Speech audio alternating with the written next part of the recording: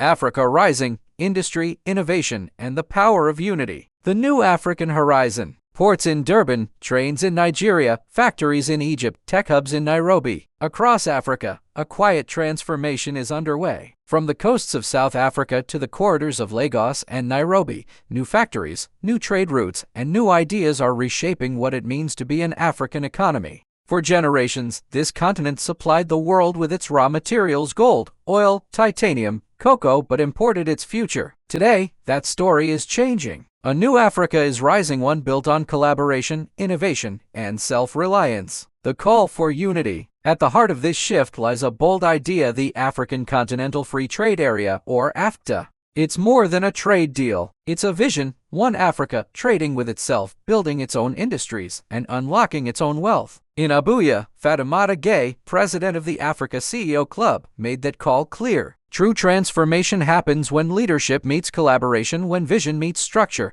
She calls collaboration the new currency of development. It has a powerful message in a continent where intra-African trade makes up only 15% of total trade, far below Europe's 68%. But that's beginning to change. Across the continent, new partnerships are proving that when Africa invests in Africa, the results are transformative. A massive shout out to our subscribers for being the backbone of this channel. For anyone new here watching, your support means the world too. If you like what we're about, subscribing is the best way to stay connected, and it would really help us grow. Africa builds its future: titanium and industrial power. In South Africa's Richards Bay, one such story is taking shape quite literally. The African Development Bank has approved $75 million to fund Africa's first major titanium dioxide plant, a bold step toward industrial independence. The project, led by Nyanza Light Metals, will produce 80,000 tons of titanium dioxide pigment each year, a key ingredient in paints, plastics, and cosmetics. Until now, Africa imported nearly all of it.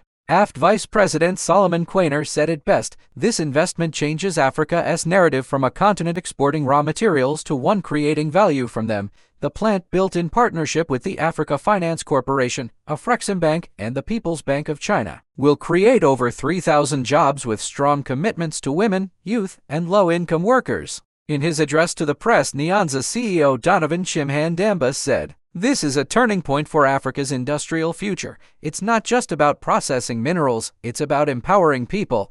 And it's not just about South Africa. It's about what happens when African capital, African institutions, and African innovation unite to build industries that last." The Green Revolution, electric mobility rolls in. From factories to freeways, Africa's transformation is now accelerating on wheels. In another milestone, MAN Truck and Bus and South Africa's Peruc Group have announced the continent's largest electric bus deal: 100 Lion-S Explorer e-buses, fully electric and built locally. Both the chassis and bodies will be produced in South Africa, powering a supply chain that keeps jobs, skills, and innovation right where they belong. Each bus features 480 kilowatt-hour batteries, designed for urban routes: clean, quiet, and efficient. Deliveries begin in 2026, with the full fleet expected by 2027. "Our move from diesel to electric isn't just a technological shift," said Peruc. "It's a promise, a commitment to sustainable transport for the region." For MAN, already a leader in South Africa's conventional bus market,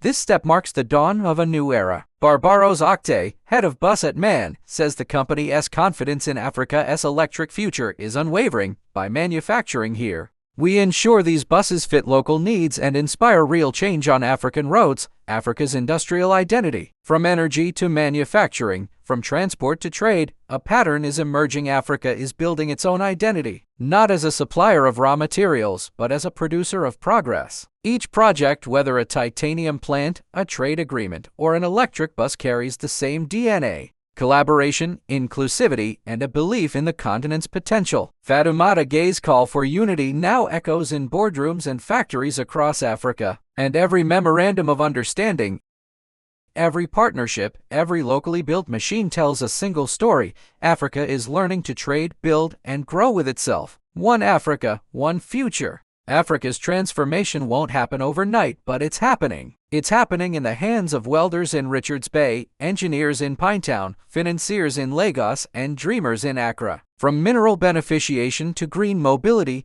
from cross-border trade to continental collaboration, the vision is the same: an Africa that builds for itself, trades with itself, and powers its own future. The story of Africa's rebirth isn't being written in policy papers, it's being built, one factory, one innovation, one electric bus at a time. This is Sal Peer, signing off from VlogND, where we work to uncover the true stories of the world and Africa. Thank you for spending your time with us. If you enjoyed the journey, subscribing is the best way to ensure you never miss the next one. We are so grateful for your support.